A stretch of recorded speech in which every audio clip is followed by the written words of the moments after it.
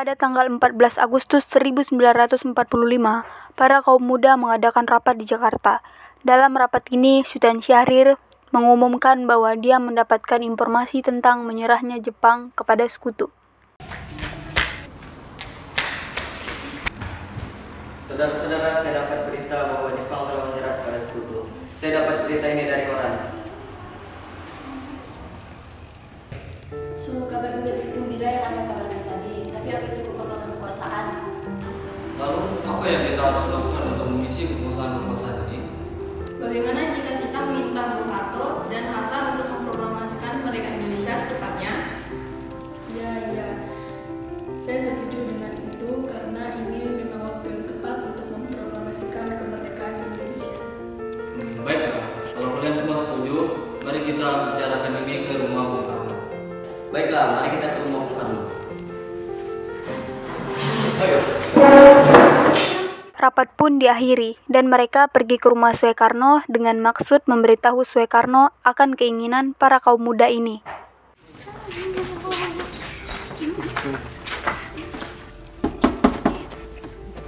Assalamualaikum. Waalaikumsalam. Permisi Bu, apakah ada Bung Karno? Kami ingin bertemu dengannya.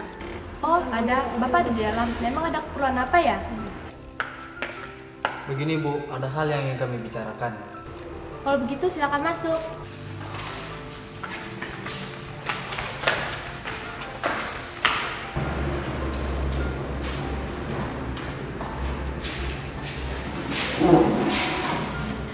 Saya dengar dari istri saya ada yang ingin dibicarakan. Perihal apakah itu?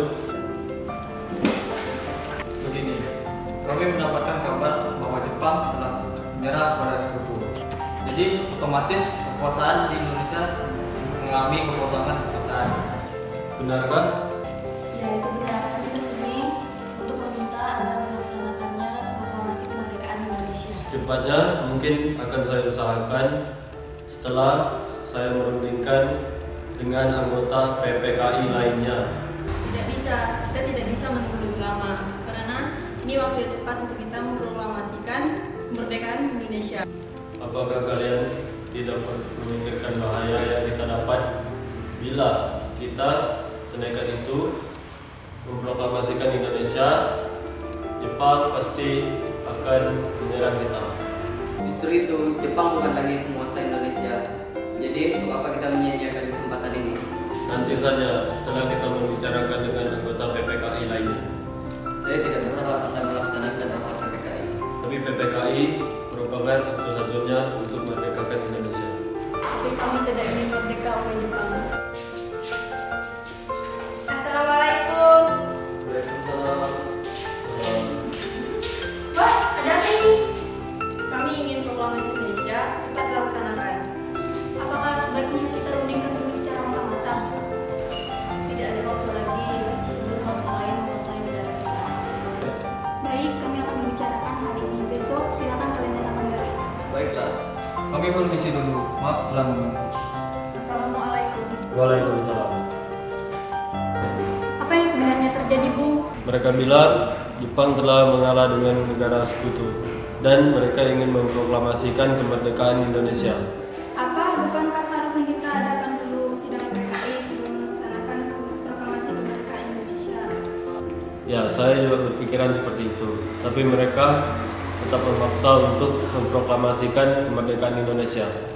Lantas, apa yang akan kita lakukan sedangkan para kaum muda terus mendesak kita? Bagaimana jika berita itu palsu? Jadi, kita akan turuti kemauan mereka atau tidak? Tidak, kita tidak turuti. Baiklah kalau begitu. Dan pada malam harinya pukul 24.00 menjelang tanggal 16 Agustus 1945, para kaum muda kembali mengadakan rapat di Cikini. Dan mereka merencanakan untuk mengasingkan Soekarno bersama Muhammad Hatta. Sekarang apa yang harus kita lakukan? Sementara kaum tua enggan mengikuti keinginan kita. Bagaimana kalau kita mengasingkan Bung Karno dan Hatta agar terbebas dari pengaruh Jepang? Tapi kemana ya? Bagaimana jika ke Rengas Dengklok? Di sana keamanannya terjamin. Iya, bagus. Saya setuju dengan itu. Para kaum muda lalu pergi ke rumah Soekarno untuk mengajaknya dan Muhammad Hatta ke Rengas Dengklok.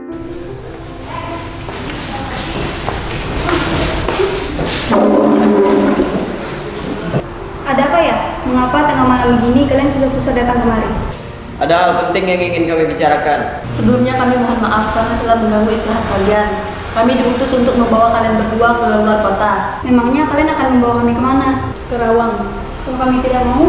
Maaf Tuan, ini bukan saat yang tepat untuk berdebat. Ini sangat penting. Baiklah kalau begitu. Sebentar, saya akan berkomentar dengan ibu dulu. Bu, Ya, saya mau pergi keluar kota. Bolehkah saya ikut? Akhir-akhir ini saya merasa akan terjadi sesuatu yang tidak enak tentang Kang Mas. Baiklah. Apakah sudah selesai? Kita harus cepat pergi. Ayo mari. mereka pun pergi ke Rengas Dengklok. Mereka tiba di sebuah rumah. Di sana Bung Karno dan Muhammad Hatta terus didesak dengan cara kasar. Mereka didesak oleh kaum muda untuk segera memproklamasikan kemerdekaan Indonesia. Dan akhirnya Fatmawati telah berhasil membujuk para kaum muda untuk menyelesaikannya secara baik-baik. Namun di sisi lain, Ahmad Suebarjo yang telah mengetahui keadaan dan keberadaan Suekarno, Muhammad Hatta dan Fatmawati pergi untuk menyelamatkan mereka bersama Sayuti Melik.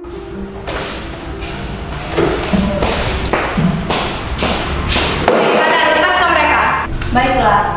Bagaimana Bung? Baiklah, saya akan memproklamasikan kemerdekaan Indonesia. Ya baguslah, tapi di mana kita akan membuat teks proklamasinya? Bagaimana kita ke rumah Maida? Dia adalah orang Jepang mendukung kemerdekaan Indonesia. Saya setuju. Ya, mari kita pergi. Mereka semua lalu kembali ke Jakarta dan pergi ke rumah Laksamana Maida. Insinyur Suekarno, Muhammad Hatta dan Ahmad Suebarjo pun pergi ke ruang makan untuk menulis naskah proklamasi, sedangkan yang lainnya menunggu mereka selesai. Dan akhirnya naskah proklamasi selesai dibuat. Nah, sekarang naskah proklamasi ini sudah selesai. Di manakah proklamasi ini akan dibaca? Lapang Ikadar. Tidak, keamanan kita tidak terjamin di situ. Bolehkah saya mengusulkan bagaimana di rumah saya? Ya, itu bagus. Iya, saya setuju. Ya, bisa, di sana aman. Akhirnya, proklamasi pun sepakat untuk dibacakan di rumah Insinyur Suekarno. Pada tanggal 17 Agustus 1945 dini hari, semuanya bersiap-siap. Namun, di saat semuanya sedang sibuk, Suhut tiba-tiba datang untuk menghampiri Bung Karno. Permisi Tuan, apakah akan ada proses pengibaran bendera? Tentu saja, itu merupakan lambang negara kita. Tapi benderanya tidak ada. Apa? Baiklah, aku akan memerintahkan Fatmawati untuk menjahit bendera.